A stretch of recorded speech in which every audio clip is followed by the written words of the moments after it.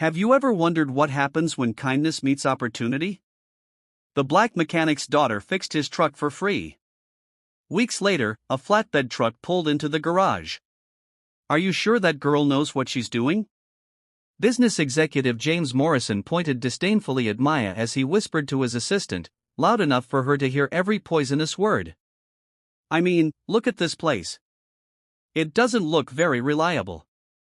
Maya Santos, 25, pretended not to listen as she continued working under the hood of the man's shiny BMW. The small workshop she had inherited from her father 2 years ago didn't have the glamour of the downtown dealerships, but her skilled hands and deep knowledge of engines spoke for themselves. Get ready for a twist that'll change everything. Mr. Morrison, I can assure you that Miss Maya is one of the best mechanics in the area, defended Tom, the tow truck driver who had brought the car in. She's fixed vehicles much more complex than this. Morrison let out a bitter laugh. Sure. And I should trust my $100,000 car to a little girl in a backyard garage. He looked with contempt at the tools organized on the worn workbenches and the oil-stained walls. My lawyer is going to have a field day if something goes wrong. Maya took a deep breath, feeling the familiar weight of prejudice that had followed her since she took over the business. Her father, respected mechanic Samuel Santos, had built that solid reputation over 30 years. But apparently that wasn't enough to transfer credibility to his black daughter. The problem is with the electronic fuel injection system, she said calmly, wiping her hands on a rag. I need to replace a few sensors and recalibrate the module. It'll be ready tomorrow morning. Tomorrow? Morrison exploded. I have an important meeting tonight. This is unacceptable. Sir, with all due respect, it's almost 8 o'clock at night and the part stores are closed. I won't be able to get the components until early tomorrow morning. Morrison ran his hand through his gray hair, clearly frustrated. Fantastic. Just fantastic. First, my regular driver disappears into thin air. Now this, he pointed an accusing finger at Maya. If my car isn't perfect tomorrow, you'll be hearing from my lawyer. That same evening, as Maya was finishing up the day's paperwork, the sound of a heavy diesel engine echoed outside. A worn-out truck pulled up in front of the workshop, smoking and making worrying noises. A middle-aged black man got out of the vehicle, visibly exhausted. His work clothes were dirty from the road, and his eyes conveyed the fatigue of someone who had been driving for hours without stopping. Sorry to bother you so late, he said in a hoarse voice. My truck started losing power a few miles back. It won't get much further like this. Maya smiled genuinely for the first time that day. No problem.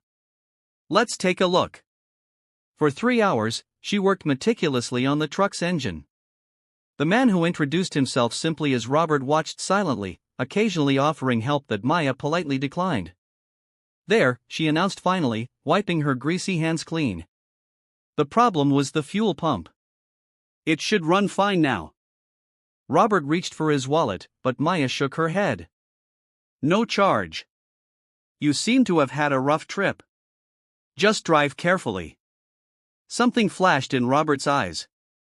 A mixture of surprise and something deeper that Maya couldn't quite place. Are you sure? That was a lot of work. I'm sure we all need a little help sometimes. Robert nodded slowly, a mysterious smile forming on his lips. Thanks, Maya. You have no idea how much that means. He climbed into the truck, which was now purring softly. See you around.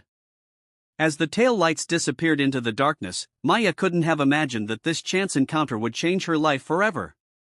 What she didn't know was that Robert had a secret that would transform her small workshop in ways she could never have imagined. If this story of overcoming adversity and justice has piqued your curiosity, be sure to subscribe to the Black Voices channel to find out how a simple act of kindness would become the key to a turnaround that would leave even the most prejudiced people speechless. The next morning, Maya arrived early at the workshop to pick up the parts she needed for Morrison's BMW. When she opened the door, she found an unpleasant surprise, an official notice pinned to the entrance. Health and safety inspection, she muttered, reading the document. The date was set for that same afternoon. A coincidence too suspicious to be chance.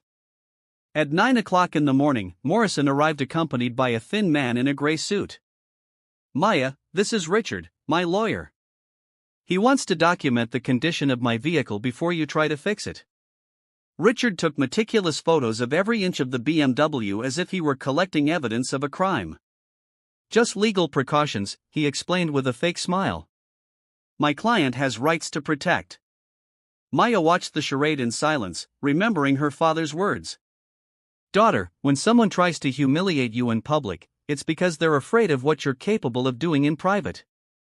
Samuel Santos had built the workshop with his own hands, facing decades of prejudice and sabotage from competitors who couldn't accept a black mechanic surpassing their skills. "My father built the shop's reputation over 30 years, Maya said calmly, adjusting the tools on the bench. "We've never had a single complaint or insurance problem." Morrison let out a cruel laugh. "His father, huh? Well, he's not around to fix the mistakes you're bound to make." He turned to Richard. "Be sure to document that, too." Admission of comparative inexperience. While Maya worked on the engine, Morrison made a point of staying close by, commenting loudly on his phone about the risk of leaving expensive vehicles with unqualified people and how some people don't know their limitations. Around noon, 2 city inspectors showed up for a routine inspection. Maya wasn't naive. She knew exactly who had called for that inspection. As the men searched every corner of the shop with excessive rigor, Morrison watched from the doorway with barely concealed satisfaction. "This workbench is 1 centimeter off the municipal standard," one of the inspectors noted, measuring with a millimeter ruler. "And this fire extinguisher is 2 days past its recertification date." Maya took a deep breath, controlling the anger rising in her chest. Every minor infraction was meticulously noted, as if they were building a case against her.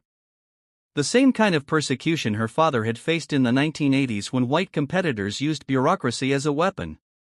"You have 72 hours to correct these irregularities," the inspector informed her, handing her a list of 15 items. "Otherwise, your license will be suspended." Morrison practically purred with satisfaction. Problems with the inspector? That's too bad. Maybe it's time to consider a profession more suited to your skills. That afternoon, as Maya finished repairing the BMW, which ran perfectly after the sensors were replaced, she received an unexpected call. "Maya Santos, this is Amanda Richardson from Channel 7 News. We've received an anonymous tip about questionable practices at your repair shop. We'd like to do a story." Maya hung up without answering. The strategy was clear. Morrison didn't just want his money back. He wanted to destroy her reputation completely. It was the kind of systematic attack she had seen break other small black business owners in the area. When Morrison returned to retrieve his car, he found it running perfectly. The engine purred smoothly, all systems operating like new. For a moment, his mask of arrogance faltered. "Impressive," admitted Richard, the lawyer, checking the car's operation. The repair was professional. Morrison quickly regained his composure. "A broken clock works twice a day," he said dismissively. "That doesn't mean the clockmaker is competent."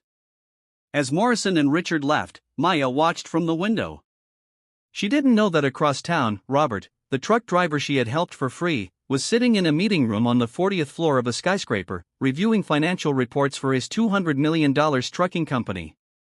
And he definitely didn't know that the name Morrison Development was circled in red on the documents Robert was reviewing at that very moment, as a company marked for special attention in his future contracts. Every new humiliation Morrison inflicted only strengthened something inside Maya that he couldn't see. A quiet determination inherited from generations of resistance. What this privileged man didn't know was that every act of contempt was feeding a force that would soon prove far greater than his small, prejudiced mind could comprehend. 3 days after the fraudulent inspection, Maya made a decision that would completely change the course of that silent war. Instead of simply reacting to Morrison's attacks, she would do something her father had taught her in his last days. "Daughter, when someone attacks you from the front, there is always a vulnerability hidden behind their back." For the first time in weeks, Maya smiled as she turned on her computer in the early hours of the morning. If Morrison wanted to play dirty, she would find out exactly who she was dealing with. Initial research on Morrison Development revealed an impressive facade, a company founded 15 years ago, million-dollar contracts with the city, development of luxury residential complexes. But Maya had learned from her father that the best information was never on official websites. It was in the small details that no one paid attention to.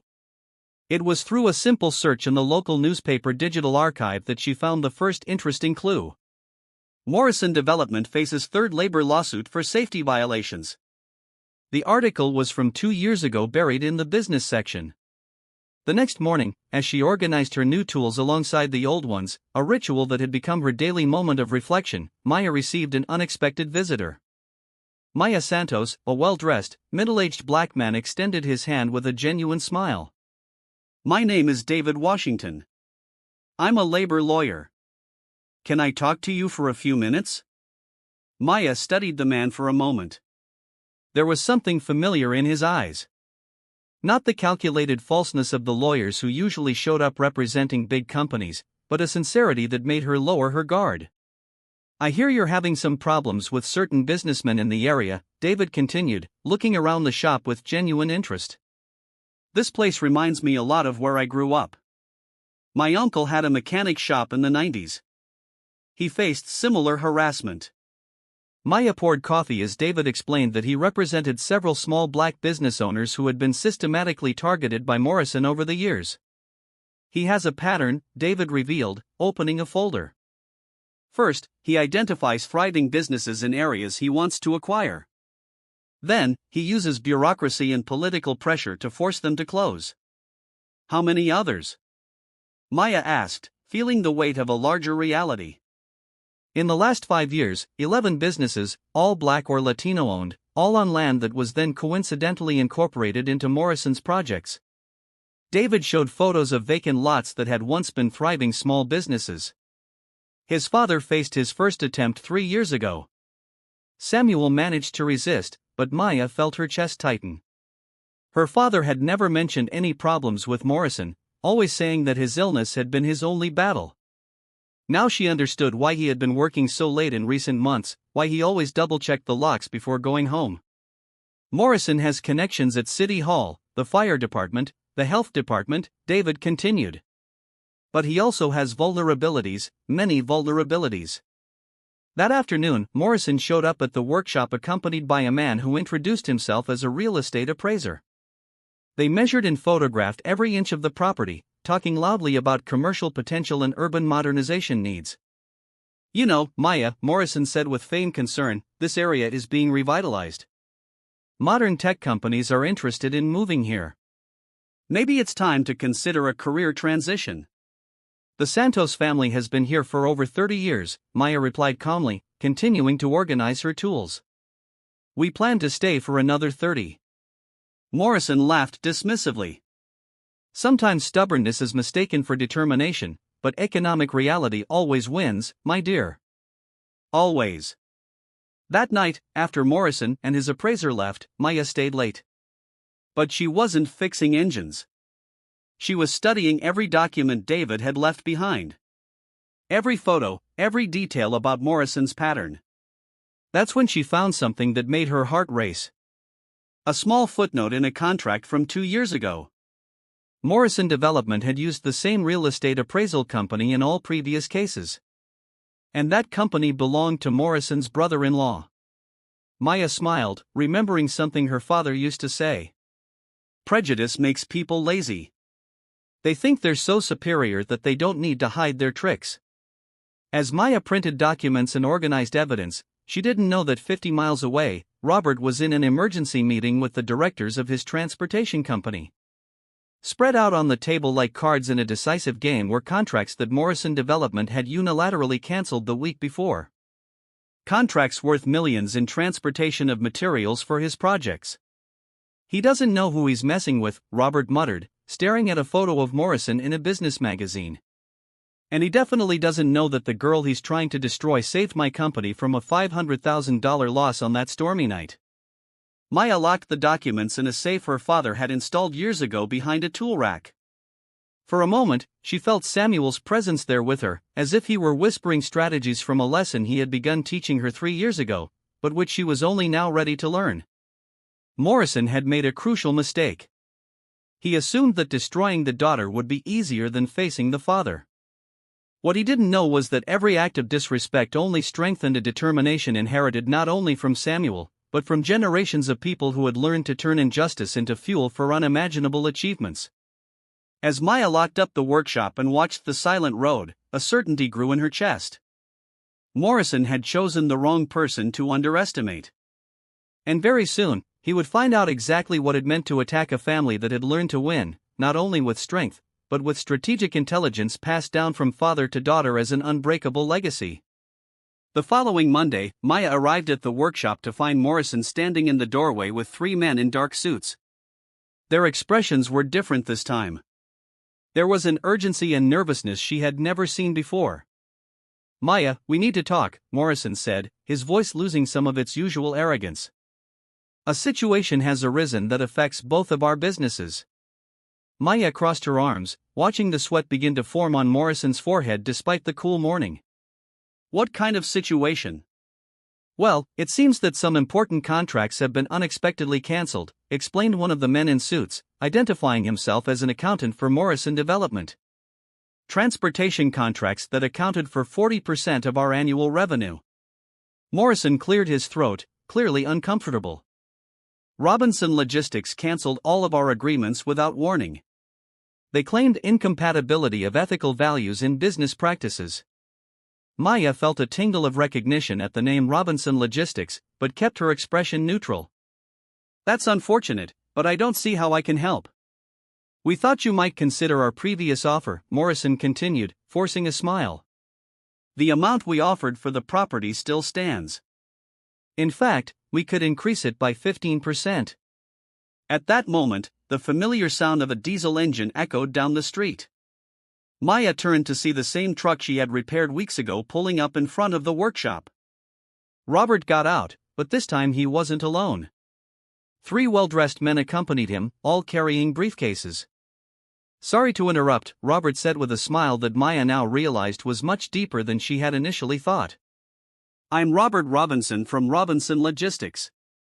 Morrison's face drained of color. "Robinson, you but..." "Yes, Morrison. It's me, the same truck driver you fired from your project 6 months ago for not meeting company quality standards." Robert walked calmly until he was facing Morrison. "Remember you said, and I quote, that you didn't hire transportation companies run by people who didn't understand serious business." Maya watched the scene unfold with growing understanding. The pieces of the puzzle were beginning to fit together in a devastating way for Morrison. "Maya," Robert continued, turning to her with genuine respect, "I'd like to introduce you to my legal team. They have some interesting information about questionable business practices in the area." One of Robert's lawyers opened his briefcase. "Miss Santos, we have collected substantial evidence of a pattern of systematic commercial harassment against small Black and Latino business owners over the past 5 years." Morrison tried to interrupt. "This is ridiculous. There's nothing illegal about normal business negotiations." "Normal negotiations?" Robert laughed sarcastically. "You mean like using fraudulent inspections, political pressure, and baseless legal threats?" He motioned to another lawyer who began pulling documents from his briefcase. "Here we have text messages between you and the city inspector coordinating targeted inspections," the lawyer continued. "Emails detailing strategies to accelerate gentrification processes through selective administrative pressure. And my personal favorite, a recording of a meeting where you instructed your staff to focus on the most vulnerable businesses in the community." Maya watched Morrison crumble in real time. His hands shook visibly as he tried to process how his carefully constructed operation was being exposed publicly. "But how did you?" Morrison stammered. "How did we get the evidence?" David Washington emerged from across the street carrying an additional folder. "Maya came to us last week. We found out you made the same mistake you made with everyone else. You documented everything." David opened his briefcase, revealing copies of contracts, printed messages, and photographs. "Your property appraisal company, run by your brother-in-law, always used the same fraudulent forms. It always applied the same sequence of bureaucratic pressures. It always offered emergency purchase exactly 72 hours after the inspections. And it always, Robert added with growing satisfaction, underestimated the intelligence of the people it was trying to exploit. Morrison looked desperately around, searching for a way out. You can't prove anything. These are just business coincidences. Robert took out his phone and tapped the screen. Morrison's unmistakable voice began to come out of the speaker. This area is being revitalized. Modern technology-based companies are interested in moving here. Perhaps it's time to consider a career transition. Recorded 3 days ago, Maya explained calmly.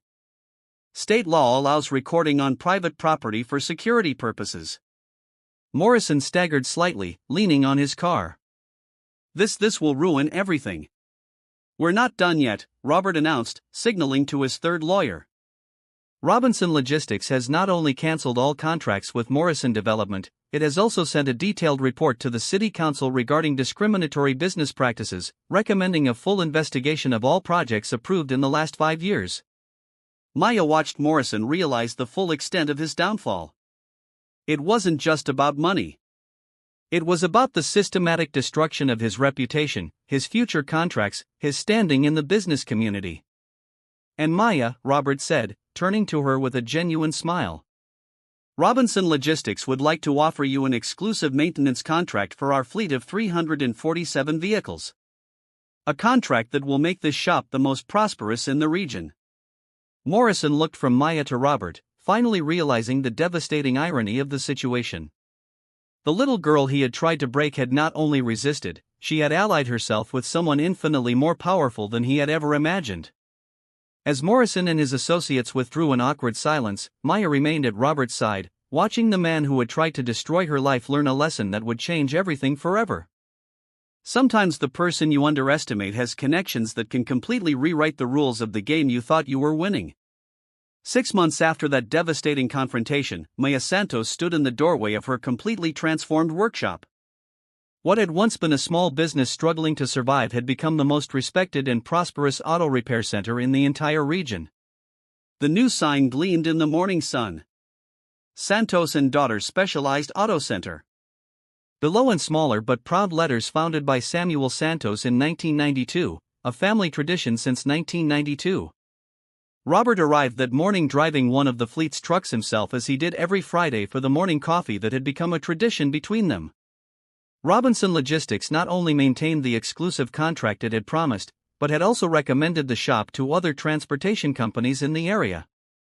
How are the numbers looking this week?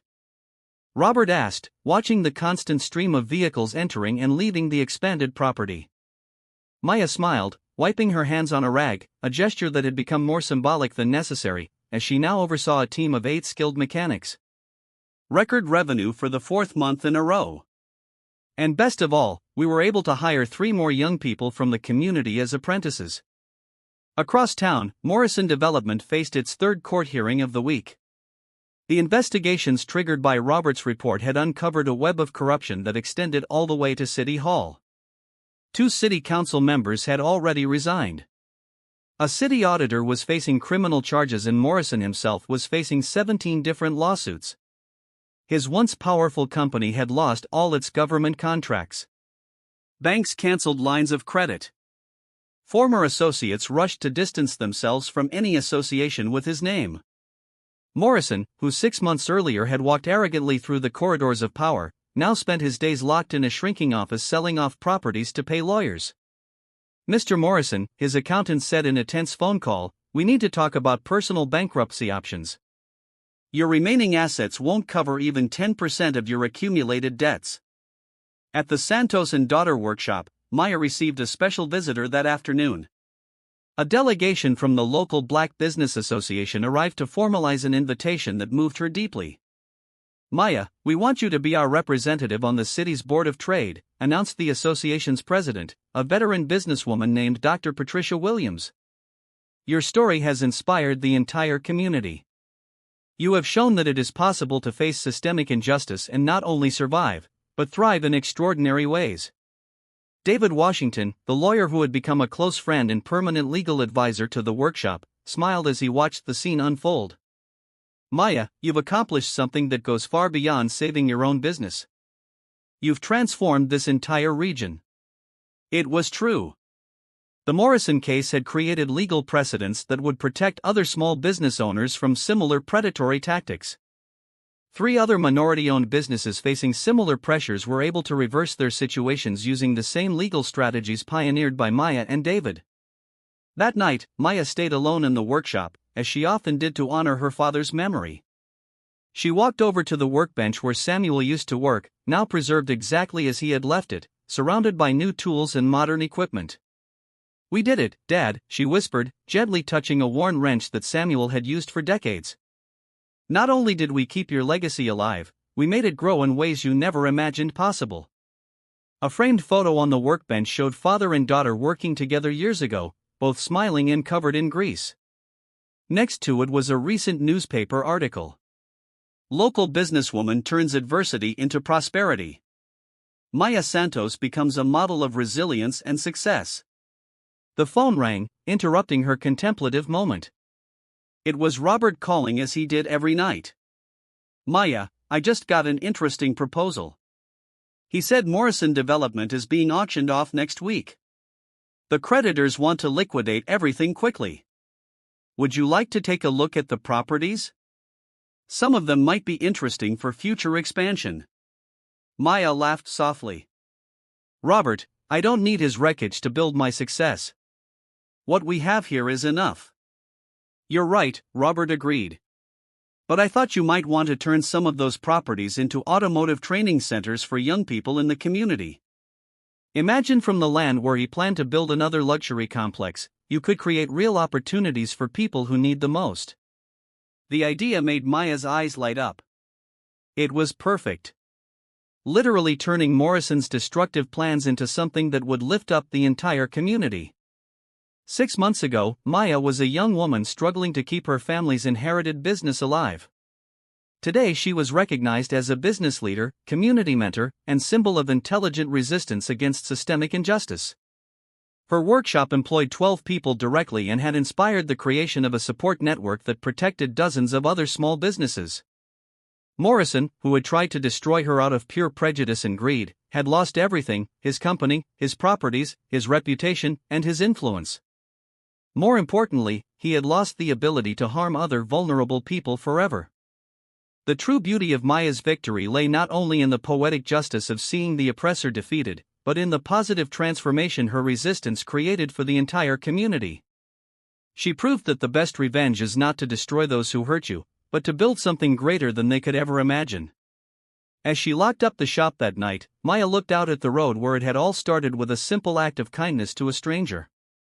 That decision to help Robert for free had set off a chain of events that not only changed her life, but rewrote the destinies of countless others. Sometimes the person you help without expecting anything in return has the power to completely transform your reality. And sometimes the person who tries to destroy you out of prejudice ends up providing exactly the motivation you need to achieve greatness you never imagined possible. Maya learned that true strength does not come from fighting back, but from turning injustice into fuel for extraordinary achievements.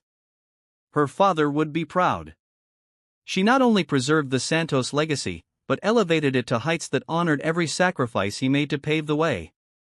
If this story of transformation and triumph has touched your heart, subscribe to the Black Voices channel to discover more inspiring narratives that prove that with intelligence and determination, it is possible to turn any adversity into the first step toward a success that our oppressors will never achieve.